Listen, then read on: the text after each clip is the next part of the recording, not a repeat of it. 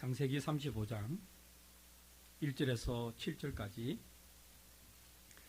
우리 함께 오늘은 함께 한 목소리로 소리내어 크게 읽습니다. 창세기 35장 1절에서 7절 시작. 하나님이 야곱에게 이르시되 일어나 베델로 올라가서 거기 거주하며 내가 내 형 에서의 낯을 피하여 도망하던 때에 네게 나타났던 하나님께 거기서 제단을 쌓아라 하신지라. 야곱이 이에 자기 집안 사람과 자기와 함께한 모든 자에게 이르되 너희 중에 있는 이방 신상들을 버리고 자신을 정결하게 하고 너희의 의복을 바꾸어 입으라. 우리가 일어나 베들로 올라가자. 내 환난 날에 내게 응답하시며 내가 가는 길에서 나와 함께 하신 하나님께 내가 거기서 제단을 쌓으려 하노라 하매 그들이 자기 손에 있는 모든 이방 신상들과 자기 귀에 있는 귀고리들을 야곱에게 주는지라. 야곱이 그것들을 세겜 근처 상수리 나무 아래에 묻고 그들이 떠났으나 하나님이 그 사명 고을들로 크게 두려워하게 하셨으므로 야곱의 아들들을 추격하는 자가 없었더라.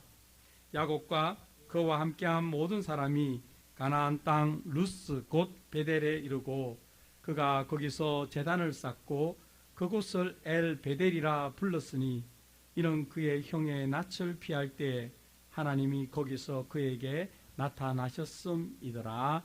아멘. 저는 지난 주에 말 그대로 죽을 뻔했습니다. 혹시 제가 감기 좀 심하게 걸렸다고 여러분에게 과장했다고 해서 말한다고 생각하는 분이 계실 수도 있겠습니다. 그런데 말입니다. 죽음이라는 게 별겁니까? 숨을 못 쉬면 죽는 거 아닙니까? 그렇잖아요. 숨 못 쉬면 죽는 겁니다. 그런 순간이 지난주에 제게 있었습니다. 그렇다면 제가 죽을 뻔했다는 것이 어찌 허풍이라고 과장이라고 말하겠습니까? 밤에 제가 약을 먹다가 기침이 나왔는데 기침과 함께 입안에 있던 물을 다 뿜었겠죠. 순간적으로 뿜었는데 문제는 그 다음이 안 되는 거예요. 그 다음이 계속해서 기침이 나오든지 숨을 들이쉬어야 되는데 가슴이 딱 막힌 거예요.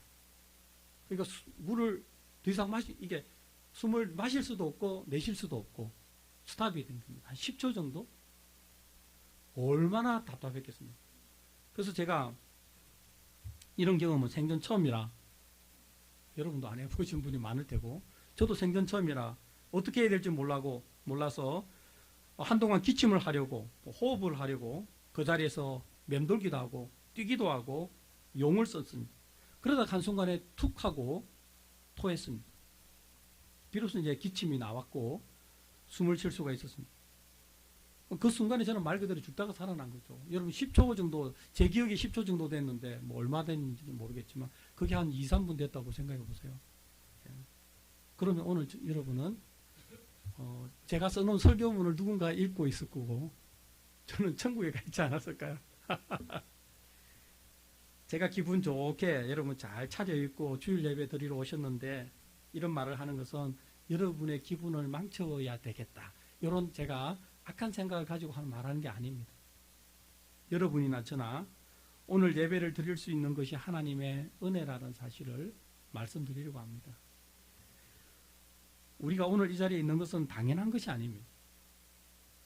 그리고 다음 주에도 이 자리에 당연히 있을 것이라고 생각할 수 있는 사람은 우리 중에 아무도 없습니다. 우리는 그 누구도 장담할 수가 없습니다. 하나님께서 우리에게 이 자리, 예배 드릴 수 있는 자리 그리고 시간을 허락하셔야 우리가 하나님을 예배할 수 있는 것입니다. 그러니까 하나님의 은혜죠. 그리고 하나님의 축복입니다. 그러니 여러분과 저는 예배를 드릴 수 있을 때 예배를 드려야 됩니다. 예배를 드릴 수 있음에도 의도적으로 다른 일의 우선순위에 밀려서 예배를 드리지 않는 것, 이것 어리석은 짓입니다.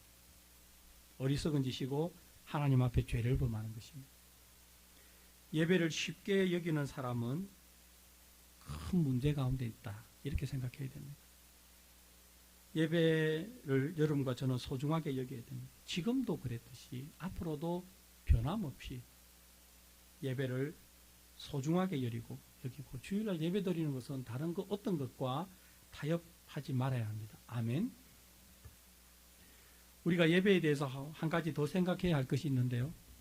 그것은 예배를 드린다는 그 자체보다도, 내가 이 자리에 앉아서 예배를 드린다는 그 자체보다도 어떤 마음가짐으로 예배를 드리느냐, 이것이 훨씬 더 중요하다는 것입니다. 예배를 드리는 자리에 있고 없고 뭐 이것도 중요하다고 할 수 있지만, 더 중요한 것은 내가 어떤 마음으로 지금 하나님 앞에 서 있는가, 어떤 마음으로 하나님께 예배를 드리는가, 이것이 중요하죠. 그 마음에 따라서 내가 예배를 드려도 예배를 드리지 않는 것이 될 수가 있습니다.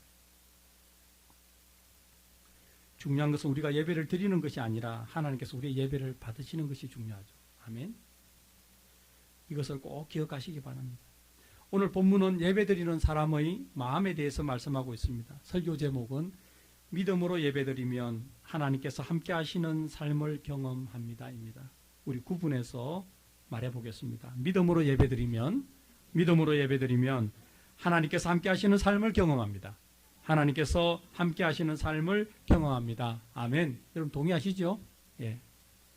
하나님께서 함께 하시는 삶을 경험하기 원하시면 믿음으로 예배를 드려야 됩니다. 이게 우선이고 전제 조건입니다. 다른 말로 하면 믿음으로 예배를 드리지 않으면 하나님께서 함께 하시는 삶을 경험할 수 없다는 것입니다. 하나님께서 함께 하시는 삶을 경험하지 못한다, 내가 좀 그런 게 부족하다고 생각한다면 예배에 문제가 있는 겁니다. 다른 데 문제가 있는 것이 아니라 예배에 문제가 있는 겁니다. 그 마음이 하나님을 믿는 믿음으로 가득 차 있으면 하나님께서 함께 하시는 삶을 경험할 수밖에 없습니다. 우리 삶의 구석구석에서 하나님께서 함께 하실 때에만 일어날 수 있는 일들이 계속해서 일어나는 것이죠. 얼마나 행복한 일입니까? 그러나 그런 마음이 없다면, 하나님에 대한 믿음이 없다면 수백 번 아니라 수천 번 예배의 자리에 앉아 있어도 그 삶에는 하나님께서 함께 하시지 않습니다. 두려운 일입니다. 하나님께서 함께 하셔야만 경험할 수 있는 일들은 그 사람에게는 일어나지 않습니다. 내 주위에 있는 사람에게 일어나는데 나에게는 그런 일이 일어나지 않습니다. 여러분, 가인과 아벨 제사 기억하시죠? 하나님께서 받으시는 예배가 있고 받지 않으시는 예배가 있다는 것이죠. 그러니 예배드리는 사람의 마음이 얼마나 중요합니까? 여러분과 저의 마음이 지금 굉장히 중요하다, 이 말씀을 제가 드립니다. 우리는 이런 내용을 본문을 통해 보다 구체적으로 살펴보려고 합니다. 이 시간 하나님께서 여러분과 저의 마음에, 그리고 이 말씀이 필요한 모든 분에게 은혜를 주시고 깨달음을 주셔서 내가 믿음으로 하나님을 예배하겠다, 내가 믿음으로 하나님을 예배하는 사람이 되어서 내 삶에서 하나님께서 행하시는 일을 경험하겠다, 이렇게 결단하시기 바랍니다. 아멘. 먼저 본문 1절을 다 함께 읽겠습니다. 하나님이 야곱에게 이르시되 일어나 베델로 올라가서 거기 거주하며 내가 내 형 에서의 낯을 피하여 도망하던 때에 네게 나타났던 하나님께 거기서 제단을 쌓아라 하신지라. 어느 날 하나님께서 야곱에게 명령하셨습니다. 베델로 가서 제단을 쌓아라. 베델로 올라가서 예배를 드리라는 말이죠. 베델 교회 가서 예배 드리라는 게 아니고 교회 이름이 베델 있잖아요. 거기 말고 하나님께서 정해주신 곳, 하나님께서 너를 부르신 곳, 거기서 예배를 드리라는 겁니다. 그런데요, 이 본문을 이해 좀 하려면 이 본문을 이루고 있는 배경을 좀 더 이해를 잘 해야 합니다. 이때 야곱의 상황을 잠시 살펴보면 이렇습니다. 야곱은 오래전에 자신을 죽이려고 했던 형 에서를 피해서 외삼촌 라반이 있는 바단 아람이라는 먼 곳으로 도망갔습니다. 그곳에서 오랜 시간 동안 열심히 일해서 가족도 이루고 재산도 이루고 이제 고향 가나안 땅으로 돌아왔습니다. 그리고 돌아올 때 두려운 게 하나 있었는데, 자신이 도망갔던 이유 있죠? 형. 왜 형이 두려웠을까요? 형에게 몹쓸 짓을 하고 못된 짓을 했거든요. 형이 자기를 죽일까 봐 두려워했습니다. 그런데 하나님의 은혜로 그것도 잘 해결되었습니다. 그리고 아버지가 있는 헤브론에까지 내려가서 살지는 않고 그 세겜이라는 동네에서 그냥 살고 있었습니다. 시간이 흘렀습니다. 생활이 안정되었겠죠. 마음에 큰 근심이었던 모든 것들이 다 해결되었습니다. 재산도 많고 평안했습니다. 이대로 살면 좋겠다고 생각했겠죠. 야곱은 그렇게 생각했습니다. 여러분도 그럴 때 있잖아요. 미국에 와서 하는 일을 어려운 과정을 거쳐서 이제 조금 자리 잡고 좀 돈도 좀 모이고 집도 좀 커지고 차도 좀 좋은 거 타고 참 좋다. 이대로 계속 갔으면 좋겠다. 그렇죠? 그런 마음을 먹은 게 잘못되는 것이 아니라 인생은 꼭 그렇게만 이어지지 않는다는 것을 오늘 야곱의 이야기를 통해서 알 수 있다는 것이죠. 그렇게 야곱에게 좋던 어느 날 야곱이 사랑하는 딸 디나, 그 디나가 그 땅, 그 세겜의 땅의 주장 이름이 세겜이었는데 그 세겜에게 강간을 당하는 사건이 발생했습니다. 이 일을 알게 된 야곱의 아들들, 그 가족들은 격분했겠죠. 그 중에서 디나와 같이 레아라는 야곱의 첫 번째 아내에서 태어난 시므온과 레위라는 오빠들이 있었습니다. 그러니까 야곱에게는 4명의 아내가 있었기 때문에 서로 다른 배다른 형제들이 있었지만 같은 어머니 레아에서 태어난 그 형제였기 때문에 더 그 감정이 격했겠죠. 그래서 시므온과 레위가 세겜 성읍의 모든 남자들을 죽이는 복수를 했습니다. 굉장히 처참한 복수를 했습니다. 이제 어떤 일이 일어날까요? 가나안에 있는 여러 족속들과 야곱 가족하고의 싸움이 시작될 형편이 되었습니다. 얼마나 불안했겠습니까? 야곱은 자기들은 소수고 이제 싸우면 죽을 텐데 그동안에 겨우 이루었던 평안도, 가정의 평안도 산산이 조각이 날 상황이었습니다. 중요한 것은 이때 이런 야곱에게 하나님께서 베델로 올라가서 제단을 쌓으라고 말씀하셨다는 겁니다. 우리는 여기에서 예배를 바라보는 하나님의 시선을 알 수가 있습니다. 예배는, 하나님께서 생각하시는 예배는 평안할 때에만 드리는 게 아닙니다. 내가 예배를 드릴 수 있는 모든 상황이 허락될 때에만 드리는 게 아니라는 말입니다. 예상치 못한 일로 가정이 흔들리고 평안이 깨어질 때에도 하나님은 우리에게 예배를 드리라고 명령하고 계십니다. 제가 목회를 하면서 예배와 관련하여 겪게 되는 아주 안타까운 현실이 있는데요. 그것은 교우님들이 좀 살다가 어려운 일을 만나고 조금 힘든 일, 교우들과의 불편한 일을 만나면 예배부터 중단합니다. 예배 안 드릴래. 그리고 교회 안 나옵니다. 예배 드리지 않습니다. 이렇게 하는 것은 하나님께서 예배를 원하는 그 시점, 어려울 때 예배를 드리라고 야곱에게 명령하셨던 그 하나님의 마음과 정반대로 행동하는 것이죠. 이것은 죄를 짓는 겁니다. 하나님 앞에. 예배는 내 마음대로 드리고 싶을 때 드리고, 드리기 싫으면 안 드리고, 또 마음이 좀 불편하고 몸 좀 아프면 빠져도 되고 그런 게 아니라는 거예요. 하나님은 본문의 야곱처럼 힘들 때, 어려울 때, 지칠 때, 두려울 때, 동서남북이 꽉 막혔을 때, 몸이 좀 아플 때, 그때에도 예배를 드리라고 명령하십니다. 아니, 그럴수록 우리가 더 예배를 드리기를 원하시는 것이 하나님의 마음입니다. 여러분, 오늘의 본문의 말씀을 가지고 제가 이렇게 말씀을 풀어내는 것 여러분 동의하십니까? 그러면 예배를 소중하게 생각해야 돼요. 하나님의 이런 명령에 순종하는 여러분과 제가 되기를 바랍니다. 아멘. 그 어떤 일도, 어떤 상황도 우리의 하나님에 대한 예배를 막을 수가 없습니다. 아멘. 본문 2절을 다 같이 읽겠습니다.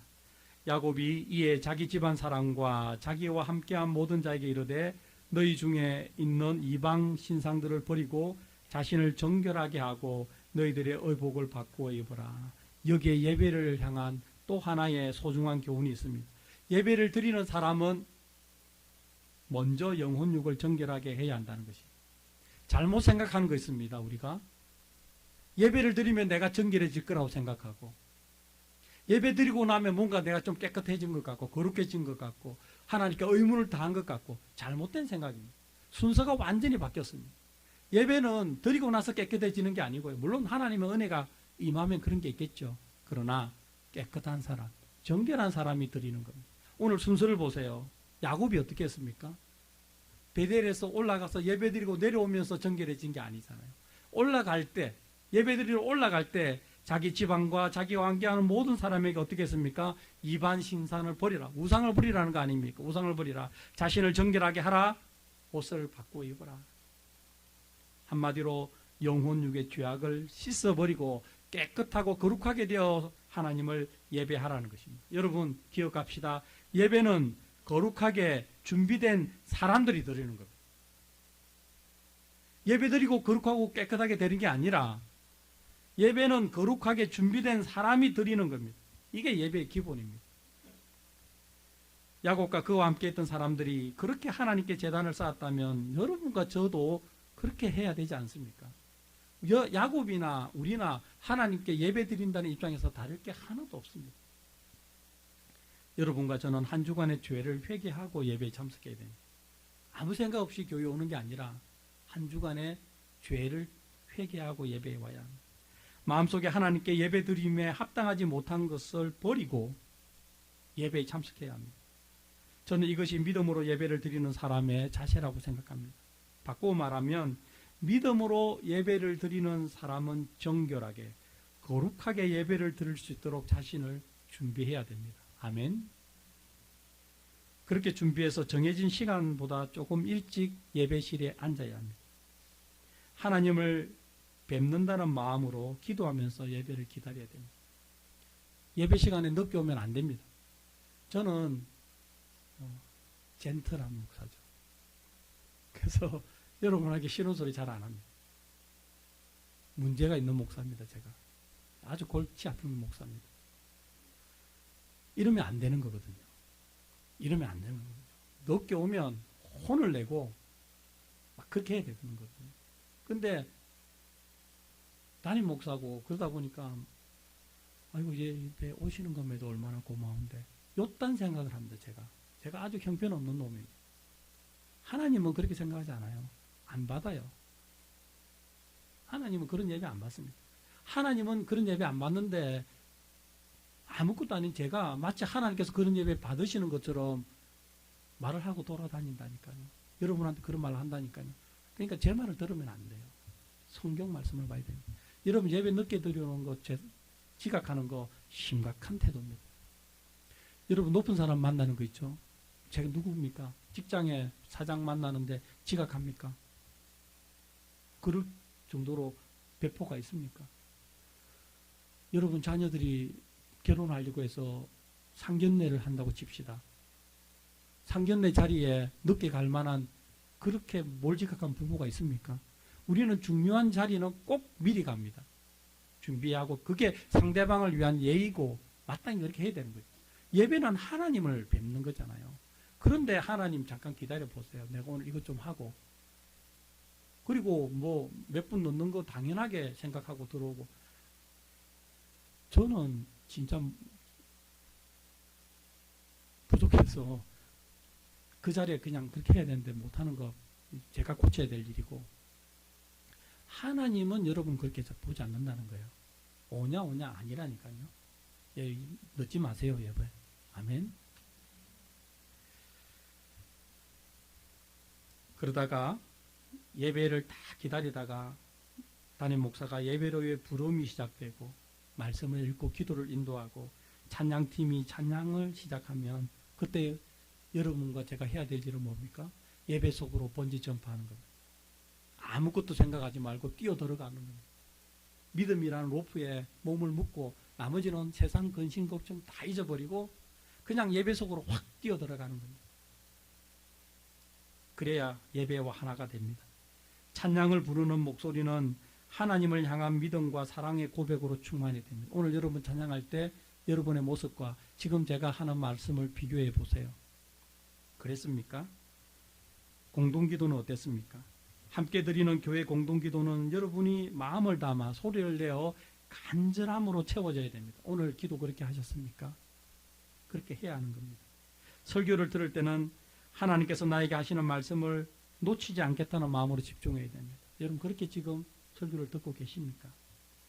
그리고 말씀에 아멘으로 화답하고 그렇게 변화되어서 살겠다는 마음으로 순종하고 결단하는 것. 이게 예배입니다. 이게 하나님을 만나는 겁니다. 이게 믿음으로 하나님께 예배드리는 것이고 하나님은 그렇게 예배드리는 사람의 삶에 함께 하시는 겁니다. 아멘.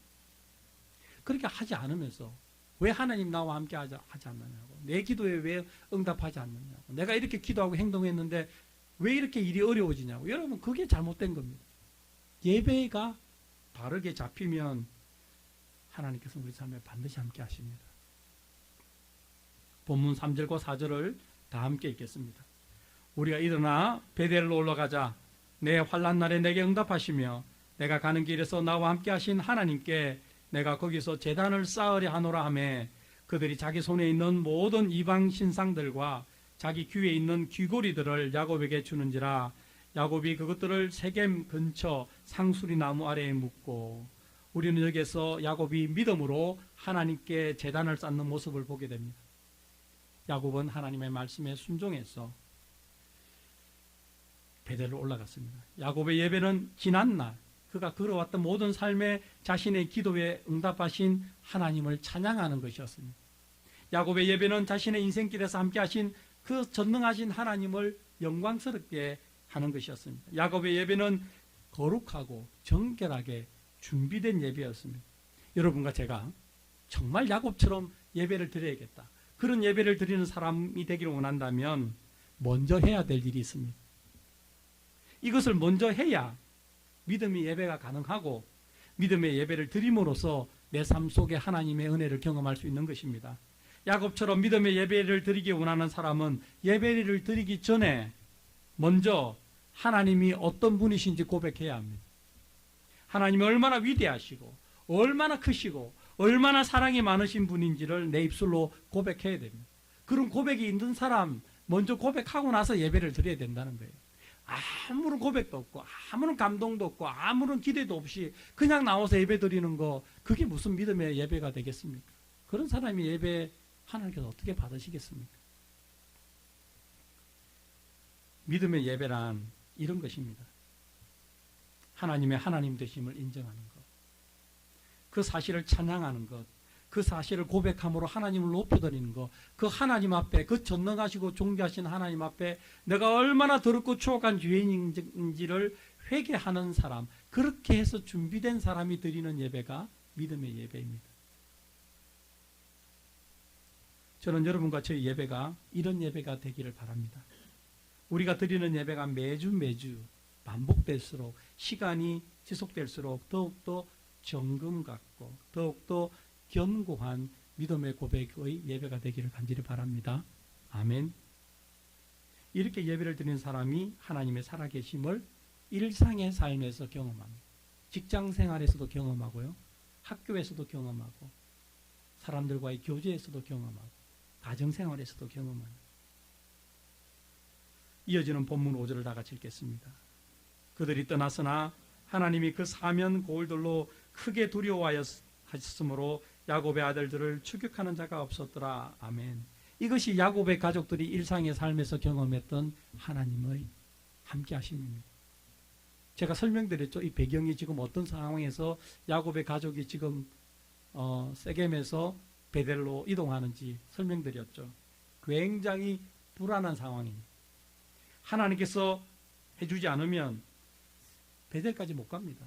중간에서 죽습니다. 왜냐하면 가나안 족속들, 그 동족들을 잃었던 가나안 족속들은 지금 야곱 가족을 공격할 틈을 기다리고 있는 것이죠. 그리고 언제 가장 불안합니까? 이동할 때 공격하기 얼마나 좋습니까? 아마도 가나안 족속들은 야곱 가족을 잔인하게 모두 죽여버리려고 계획했을 겁니다. 그렇지 않습니까? 그 배경을 우리가 알 수 있는데 보세요. 5절에 보세요. 하나님이 그 사면 고을들로 크게 두려워하게 하셨어요. 왜 하나님께서 이렇게 하셨을까요? 이렇게 하지 않았으면 가나안 족속들이 야곱 가족을 죽일 테니까. 그렇잖아요. 우리는 이 짧은 본문을 통해서 하나님께서 하나님을 예배하는 사람을 얼마나 삶에서 지키시고 보호해 주시는지 구체적으로 확인할 수 있습니다. 그렇지 않습니까? 하나님의 타이밍은 절묘합니다. 야곱 가족이 이동할 때 공격하지 못하도록 그 사람들에게 큰 두려움을 주신 것이죠. 우리 지난주에도 살펴봤잖아요. 아브라함의 늙은 종이 리브가를 만났을 때, 그리고 만나기 전에 이렇게 되는 사람이면 하나님의 뜻으로 받아들이겠다고 기도할 때, 그 기도하기 전에 하나님께서는 이미 큐사인을 누구에게 줬습니까? 리브가에게. 집을 떠나게 했습니다. 그렇잖아요? 그리고 리브가는 아무것도 모르고 그냥 그 자리에 갔는데 하나님께서는 리브가가 다가오기 전에 그 종에게 그런 기도를 하게 하셨고, 리브가를 만나게 하셨고, 리브가가 그 종이 기도한 그대로 행동한 것을 보게 하셨잖아요. 누가 이것을 오케스트레이트 했습니까? 누가 이렇게 조율했습니까? 하나님께서. 우리는 이런 거 볼 때 소름이 끼치는 것이죠. 하나님은 정말 기가 막히게 일을 하시는구나. 지금 보세요. 이제 야곱의 가족들은 이동하는데 이 이동의 순간에 죽이려고 가나안 족속들은 칼을 갈고 있는데 하나님께서 스탑시킨 거죠. 그렇게 하지 못하도록 두렵게 하셨습니다. 그 사명 고울들로 조금 두려워한 게 아니고 크게 두려워하게 하셨다. 여러분, 이렇게 놀라운 하나님을 찬양하는 우리가 되어야 됩니다. 이렇게 우리의 삶 가운데 구체적으로 역사하시는 하나님을 자주 경험해야 합니다. 이런 경험이 있어야 더욱더 믿음의 예배를 드릴 수 있고, 믿음의 예배를 드릴수록 더욱더 살아계신 하나님을 내 삶 가운데서 경험하는 것이죠. 이것이 믿음의 예배의 선순환 아닙니까? 여러분과 저는 이 예배의 선순환으로 들어갑시다. 아멘. 마지막으로 본문 6절과 7절을 다 함께 읽겠습니다. 야곱과 그와 함께한 모든 사람이 가나안 땅 루스 곧 베델에 이르고 그가 거기서 제단을 쌓고 그곳을 엘 베델이라 불렀으니 이는 그의 형을 낯을 피할 때 하나님이 거기서 그에게 나타나셨음이더라. 아멘. 마침내 야곱은 베델에 도착했죠. 그리고 믿음으로 제단을 쌓았습니다. 베델에서 하나님께 예배를 드렸습니다. 그곳에서 하나님의 하나님 되심을 찬양했습니다. 사랑하는 교회 여러분, 2023년은 여러분과 제가 야곱처럼 예배드렸으면 좋겠습니다. 아멘. 야곱처럼 믿음으로 예배드리고, 야곱처럼 살아계신 하나님께서 우리 일상 가운데서 함께 하시는 것을 경험합시다. 아멘. 야곱처럼 하나님께서 함께 하시는 삶을 경험하는 그 놀라운 축복이 여러분과 저에게 매일매일 임하기를 우리 주 예수님의 이름으로 축원합니다. 기도드립니다. 살아계신 하나님, 오늘도 너무나 귀한 생명의 말씀을 주셨습니다. 한 말씀도 빠뜨릴 수가 없습니다. 아멘으로 받습니다. 말씀을 먹습니다. 말씀대로 살아가게 하여 주시옵소서. 믿음으로 예배드립니다. 일상의 삶이 변화되게 하소서. 거룩하게 예배드리게 하시고 예배를 소중하게 여기며 예배드리게 하여 주시옵소서. 하나님, 저의 부족한 예배도 받아주시옵소서. 예수님의 이름으로 기도드립니다. 아멘.